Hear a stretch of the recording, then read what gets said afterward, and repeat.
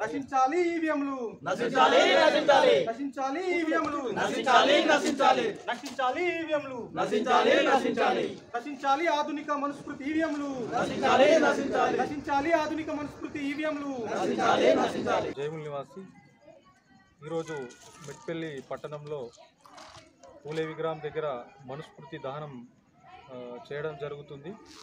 ఏదైతే డాక్టర్ బాబాసాహెబ్ అంబేద్కర్ ఆనాడు మనుస్మృతిని దహనం చేసి అంటే మనుస్మృతిని దహనం డాక్టర్ బాబాసాహెబ్ అంబేద్కర్ చేయడం వెనుక ఉద్దేశం ఏంటంటే మనుస్మృతిని దహనం చేయడం అనేది అంబేద్కర్ వాదుల లక్ష్యం కాదు.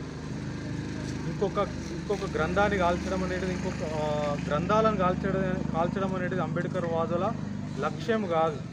మిత్రులారా, ఒక మనుధర్మ శాస్త్రము అంటే ఏంటిదంటే బీసీలకు హక్కులు లేకుండా వేయడము, ఎస్టీలకు హక్కులు లేకుండా వేయడము, ప్రతి సమాజంలో కుల వ్యవస్థ ఏదైతే ఉన్నదో సమాజంలో కుల వ్యవస్థను బానిసలను చేసి ఈ బానిసత్వంలో ఉంచి అధికారానికి దూరంగా చేసినటువంటి రాజ్యాంగమే మనుధర్మ శాస్త్రం. దాన్ని రాజ్యాంగం అని కూడా అనొచ్చు మనం.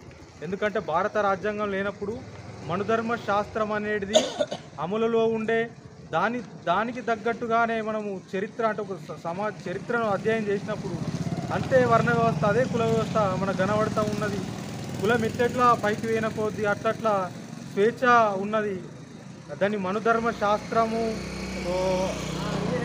అనేకంటే బ్రాహ్మణ ధర్మ శాస్త్రం అనాల. ఎందుకంటే ప్రతి కులానికి బానిసత్వాన్ని మిగిల్చింది ఈ బ్రాహ్మణ ధర్మశాస్త్రం. ఈ బ్రాహ్మణ ధర్మశాస్త్రాన్ని ఎట్టి పరిస్థితులలో దేశంలో ఉండనియద్దని లక్ష్యం పెట్టుకున్నటువంటి దాని భావజాలాలు ఇక్కడ ఉండద్దని పెట్టుకున్నటువంటి డాక్టర్ బాబాసాహెబ్ అంబేద్కర్ ఈ దేశంలో అందరికీ హక్కులు కావాలని డాక్టర్ బాబాసాహెబ్ అంబేద్కర్ కోరుకున్నాడు. అదేవిధంగా తను రాజ్యాంగము రాసి సమాజంలో అందరికి కూడా అంటే ఈ బ్రాహ్మణులు తయారు చేసిన మనుధర్మ శాస్త్రము సమాజంలో 6748 కులాలను బానిసలను చేసుకుంటే ఎవరైతే బానిసలను చేసిందో ఆ బానిసలకు కూడా హక్కులు ఇచ్చినట్టు అంటే ఎవరైతే శత్రువుగా బ్రాహ్మణులు ఉన్నారో ఈ కుల వ్యవస్థకు ఆ శత్రువులకు కూడా హక్కులు ఇచ్చిండు డాక్టర్ బాబాసాహెబ్ అంబేద్కర్ తనకు రాజ్యాంగం రాసే అవకాశం వస్తే.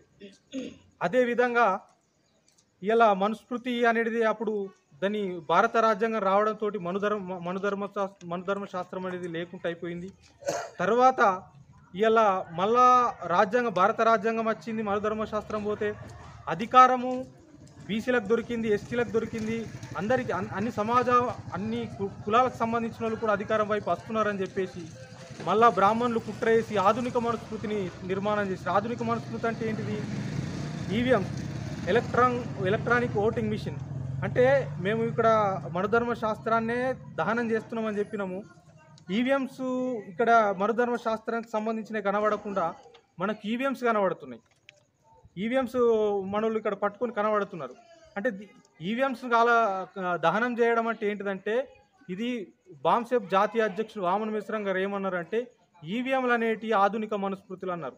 అంటే ఆధునిక మనుస్మృతి అంటే అర్థం ఏంటిదంటే ఈ ఈవీఎంలు కూడా మన అధికారానికి దూరం చేయడానికి పన్నిన కుట్రనే ఈవీఎంస్ కూడా. అంటే దానికి ఎన్నో ఆధారాలు ఉన్నాయి. సుప్రీంకోర్టులో కేసులు ఇప్పటికి కూడా కేసులు నడుస్తూ ఉన్నాయి, ఎన్నో ఆధారాలు ఉన్నాయి. అయినా కానీ ఎలక్షన్ కమిషను ఎన్ని ఉద్యమాలు చేసినా ఎన్ని పోరాటాలు చేసినా కానీ దాన్ని కప్పిపుచ్చుకుంటూనే ఈవీఎంలను రావడం జరుగుతుంది. కాబట్టి ఇది అంటే బహుజనుల అధికారాన్ని అడ్డుకునేందుకు ఇది ఒక ఈవీఎంల కుట్ర, మనుస్మృతి కుట్ర అని చెప్పేసి ఇవాళ మేము భారత్ ముక్తి మోర్చా ద్వారా ఈవీఎంలు దహనం చేయడం జరుగుతుంది. ఏదైతే కార్యక్రమం చేపట్టిండో డాక్టర్ బాబాసాహెబ్ అంబేద్కర్ కాల్చిన మనుధర్మ శాస్త్రాన్ని ఆపి ఈవీఎంలో ఏవైతే నడుస్తున్నాయో ఈవీఎం పత్రాలను గాలబెట్టాలని కూడా ఇలా ప్రజలందరికీ కూడా పిలుపునివ్వడం జరుగుతుంది. జై భీమ్.